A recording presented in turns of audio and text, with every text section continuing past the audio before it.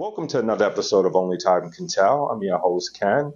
Before we begin, don't forget to click the like button and subscribe. Definitely subscribe so that way you get notified every time we upload new content to the channel. You know, I've heard it asked before that kids seem to be too sensitive. What's going on with this new generation? Well, I have some ideas. There's a thought that says in order to know the unknown, you have to study the known.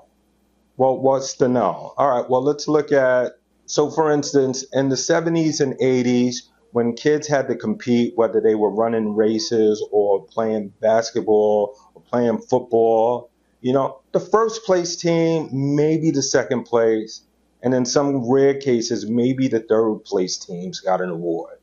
You didn't get a participation award.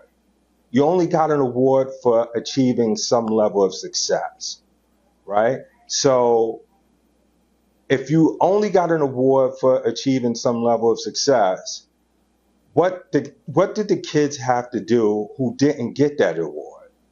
They either did one, tried harder so that next time they could win the award, or two, they just gave up, which survival of the fittest, only the strong survives. But nowadays, everyone gets an award. Whether you won or whether you showed up, you get an award. And what's the advantage to that? I don't know. Everyone feels included. Everyone feels like they're a winner. But now, if everyone's a winner, is anyone really a winner? That's a good question. It's funny because, as I go about my day, and interact with a lot of people who are probably like in their early 20s, mid 20s, they almost have this attitude like as soon as they finish college, they should be able to walk into any job, and make top dollar, and that's unrealistic. But once again, where did that come from? So basically, my son expects to get an award just for showing up. Now, how did that transfer into other areas? Well, let's look at the jobs. He can go to work now, or he goes to work now, and, if his supervisor talks to him in a way that makes him feel a certain way, then he no longer wants to work there. Why? Because his feelings matter, whereas when I was coming up, there was a saying, F your feelings. It's not about your feelings. Don't take any of this personal. The point of the matter is there's a job to do. We need you to execute, perform the task, and get the job done. And the reward was getting the job done, no matter how it had to be done. But nowadays, you got to consider feelings. You got to consider, well, how does Johnny feel today? Do I ask him to do this, or do I just leave him alone because I don't want to deal with the unnecessary mental anguish that goes along with it, And certain companies, they even have that now, where you have mental breaks. You get to take the day off because mentally you're just overwhelmed. And while that sounds good, but unfortunately, work needs to get done. Stuff needs to get done, and if I don't feel like coming to work today, like that doesn't resonate. That doesn't resonate with someone, and maybe, and this is my son's whole thing to me. Well, Dad, you're old school. This is the olden days. No, that was the old days. Things are much different now. And I'm like, yeah, things are different, but then again, they aren't different, because the sun still rises in the east and sets in the west, and the in New York City, we still have 4 seasons, right? So, I mean, yeah, the times change, the time may change, but things kind of stay the same. So, my thing is, did we really make things easier for them? Did we really make things easier for them? I once heard it said, when you want to evaluate your children and the job that you did with your children or whatever, would you date your child? Or would you see, fathers, would you date your daughters? Mothers, would you date your sons? You know? And if your answer is yes, then chances are you probably did a good job or what have you. But oftentimes what winds up happening is because we wanted to give our children better, we took something away. It's kind of like the butterfly effect, right? They always say, like, when you go back into time, you don't want to change one little minute thing, because one minute thing can have a ripple effect that can be 10 times, 100 times worse in the future. So I think that that's what my generation is seeing with our children, us wanting to give things to them a little bit easier. We took away that drive. We took away that hunger. There's a reason why that they say that a millionaire's children will never be as successful as a millionaire.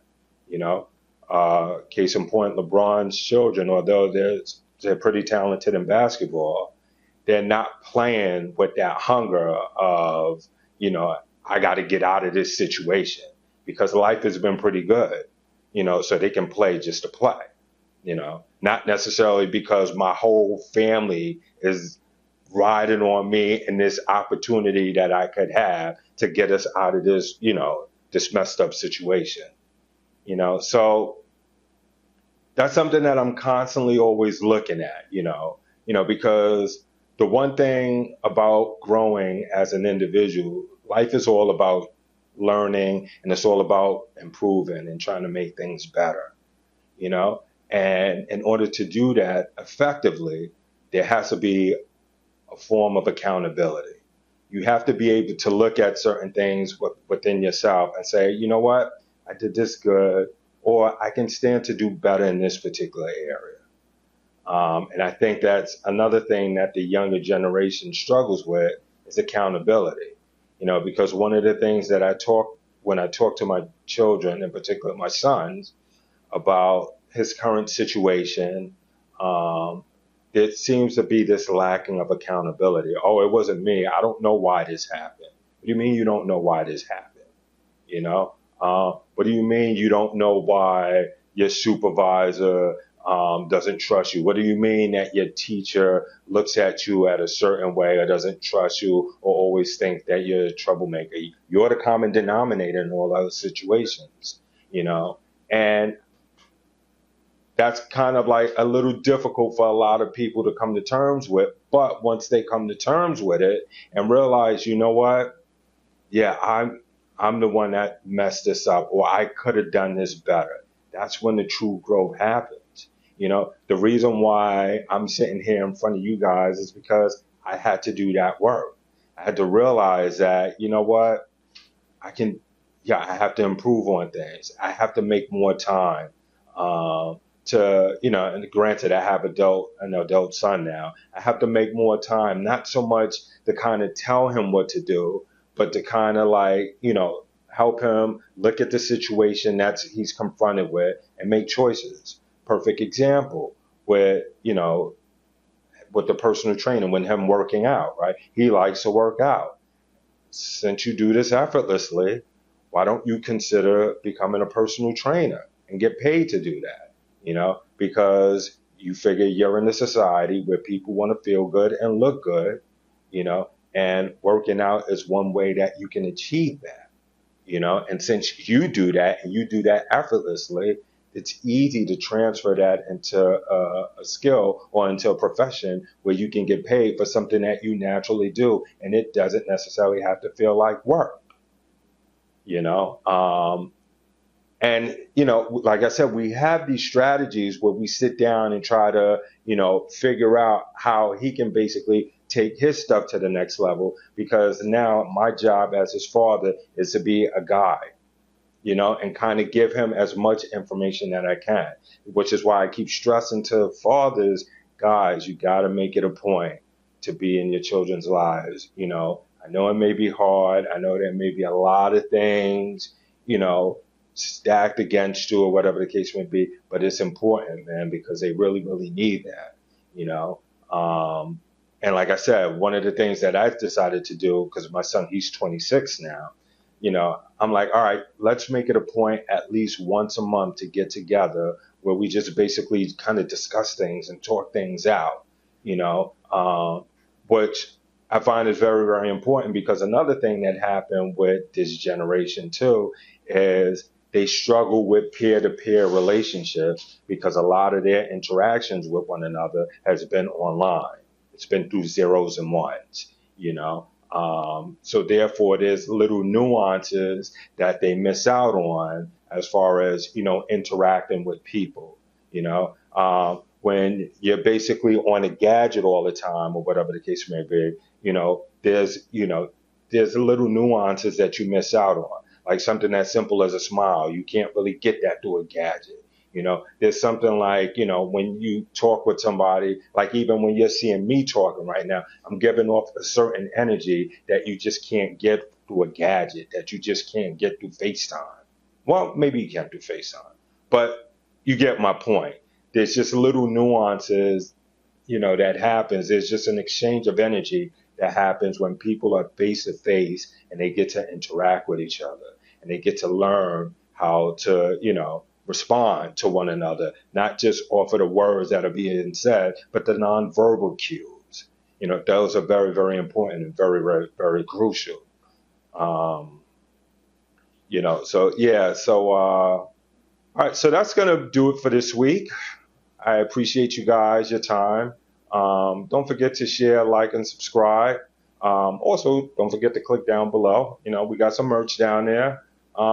But yeah, and also, leave some comments too. Let me know how you feel about this topic.